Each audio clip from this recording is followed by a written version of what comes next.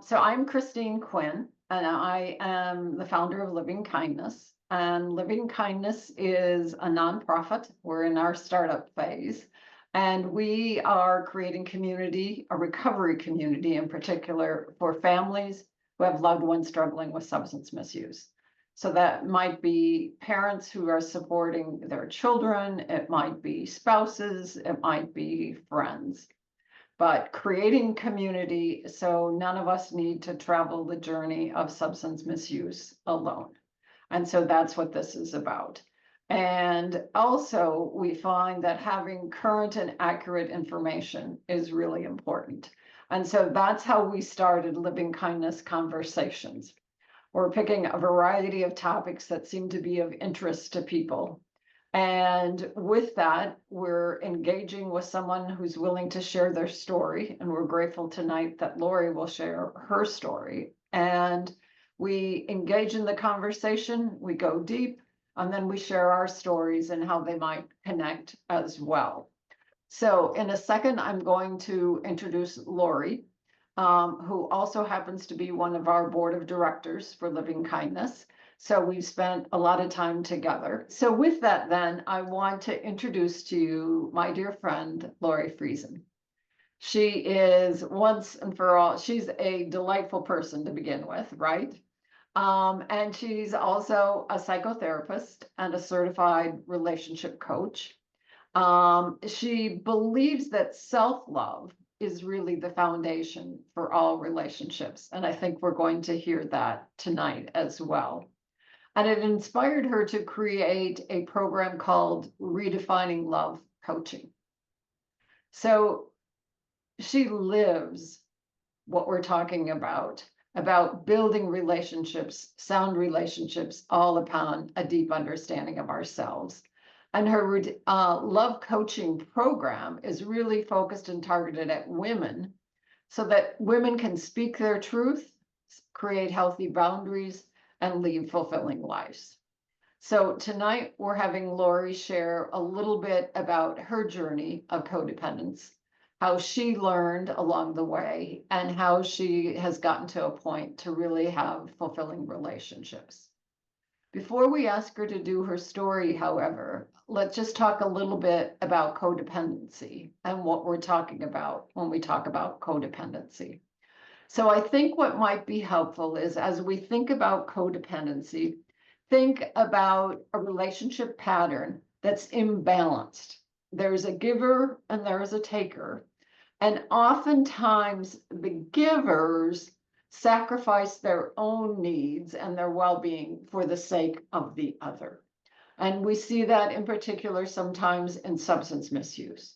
I see that sometimes with relationships that I have personally. And at the end of the day, it's grounded in our relationship with ourselves. So maybe that will help us think about the conversation today.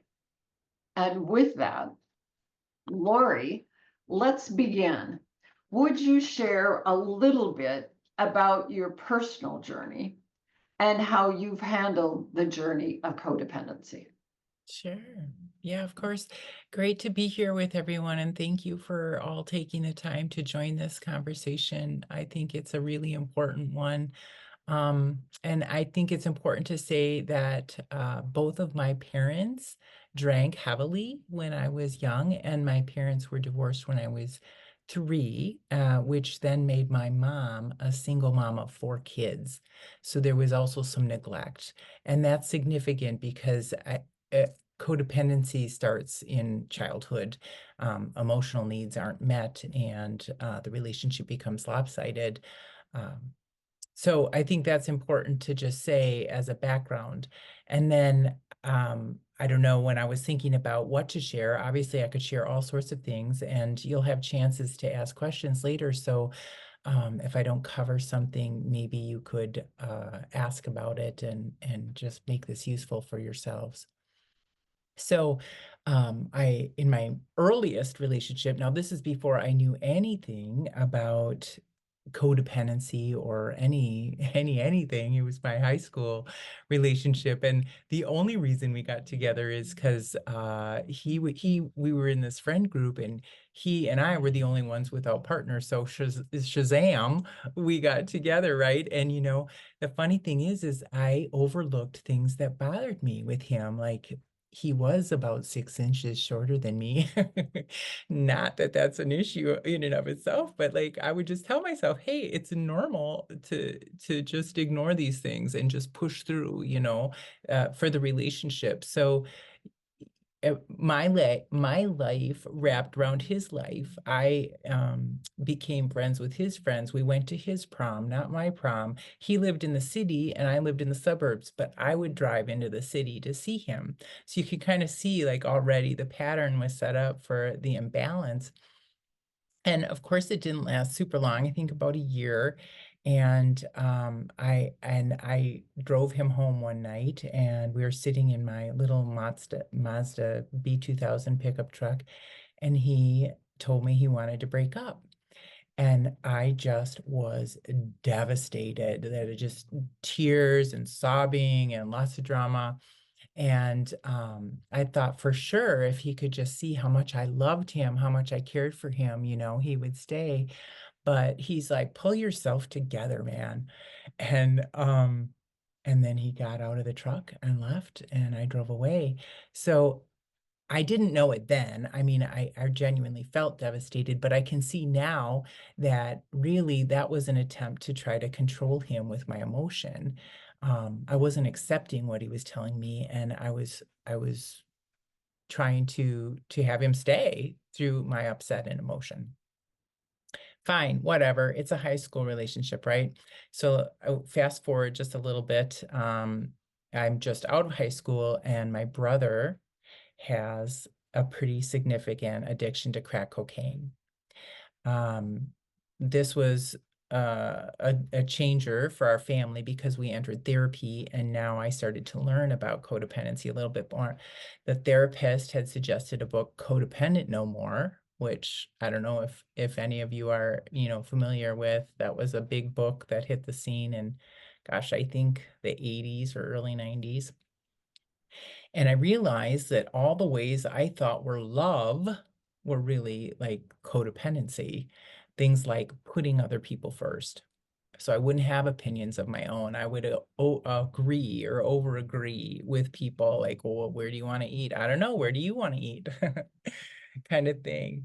The other thing I would do is I was fiercely independent and would take care of myself all the time. I wouldn't have any needs from anybody. I wouldn't make any demands on anybody. Um, and as Christine said, I was the giver in the relationship. Yeah. So, like for my brother, I tried to help him. I tried to save him. I would spend hours trying to tell him about X, Y, and Z options for him to get better. I even drove into the city. We lived in the Bay Area then, and I drove into San Francisco late one night into the seedy part of town where he lived. And I remember walking upstairs into this dark building with graffiti on the walls, and then he had a room that he rented there, and there was just a bald light bulb in the room. It was really creepy. And because I wanted so much to just rescue him from this place, not realizing this whole time, like, Lori, he's not available for this. He he's in a different place, right? So so that was my family relationship and a romantic relationship, but the same or similar patterns, they followed me forward through time. I mean, I did have a little more awareness. I was maturing. I was learning some things, but same thing in my next significant romantic relationship. Um, I wasn't paying attention to my own thoughts and feelings and felt terribly anxious as a result. That the problem was not that that I had anxiety. The problem was that I wasn't paying any attention to my own thoughts and feelings, and then felt terribly unsafe as a result. Can So you, yeah, can you share a little bit more in terms of that? What feelings and what was going on as you're in that relationship? Because yeah, now I can see how you can look back and label it, but at the time, what was that like? thank you. So I couldn't see it. I didn't, because all I knew in relationships was what I knew, and I hadn't learned how to take care of my own emotions or take responsibility for my own emotions as a child. My well-being was centered in that other person being happy. And so I would work to make them happy, because if they were unhappy with me, disappointed with me, disconnected from me, then I didn't do well. So yeah, all the ways. I mean, you know, well, with my brother, borrowing him money when he wouldn't pay it back, or um, goodness, what are some other ways? Um, I guess ignoring what I thought and what I needed. So what might be some other ways of that? I'm not thinking of anything specific. I can tell you that I got an opportunity to model professionally for a while, and I hated it. Like, it just was not for me. And I would have to travel and go spend time with strangers who I thought were not nice to me. And Christine, rather than say, hey, not for me, I guess what, guys, I don't like this, I would just continue to do it, because it would have disappointed my parents. Oh my gosh, this is the opportunity of a lifetime. You have to go do this. Look at the money you're making, right? And you were successful as well. I was. Others would see it. Yeah. Yeah. Because then the pressure, yeah. Well, with success too came some discretion, because then I could say, oh, I don't want to do that trip. I'm not going on that trip, but still, same thing. But I just want to stress, like, I didn't know any better. I didn't know how to show up for my emotions because I hadn't been taught that. I didn't know how to honor my thoughts and feelings, and I didn't want to let my parents down. And how did you begin to learn to actually show up for your emotions and for yourself? Yeah, so it was a gradual process for sure. And I became a therapist, which was part of that. And I'm sure now that I became a therapist to help myself. Sure, Um, sure. but at the time, it wasn't clear to me.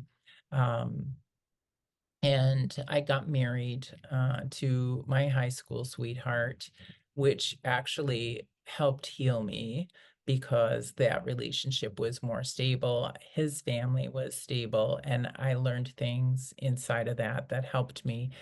But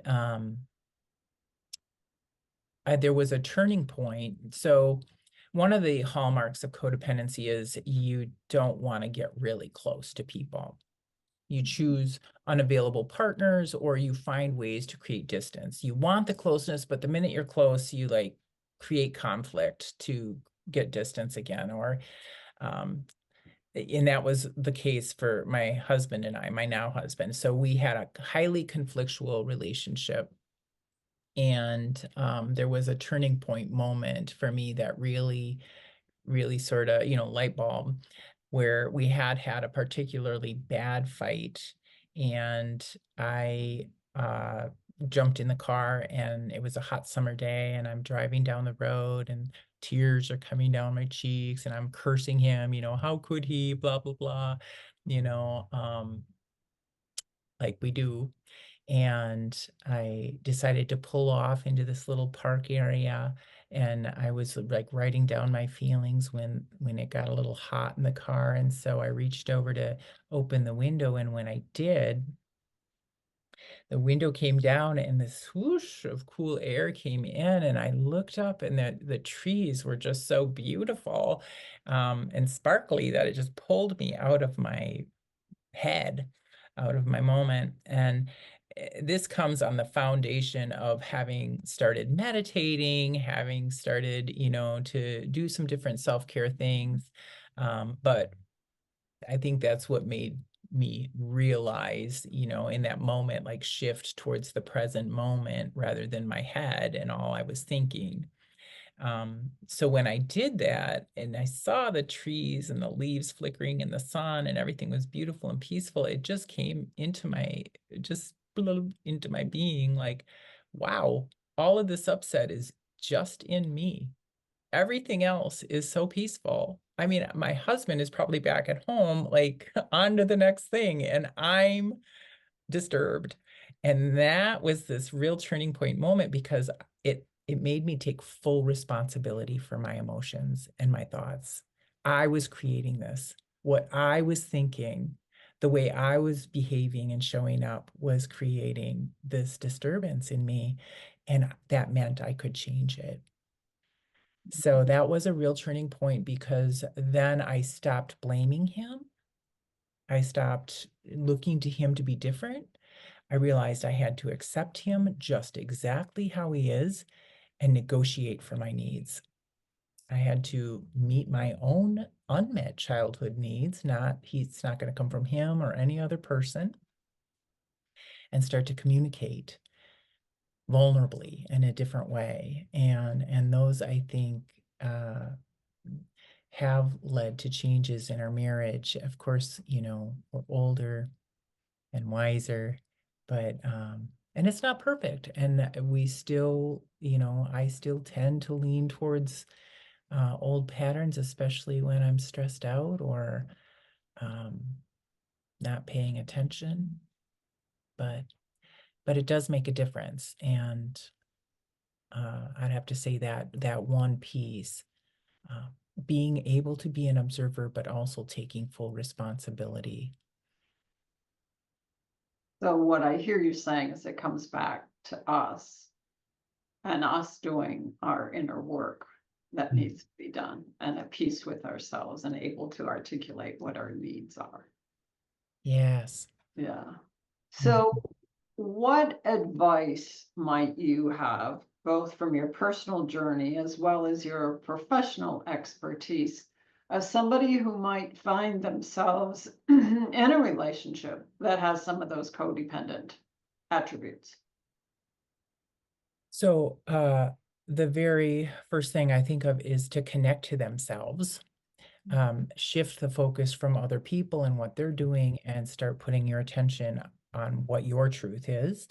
Um, Whatever that is, naming it. What are your emotions? What are your thoughts? What do you need?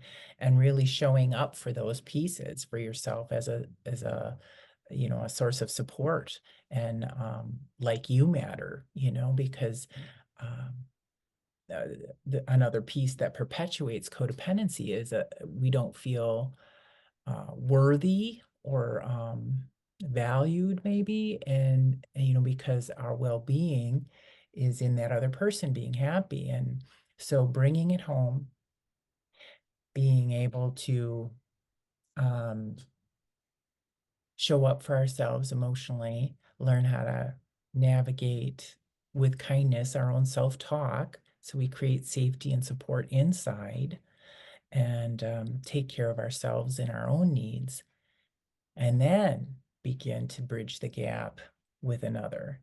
That we can't really have a relationship with another better than the relationship we have with ourselves.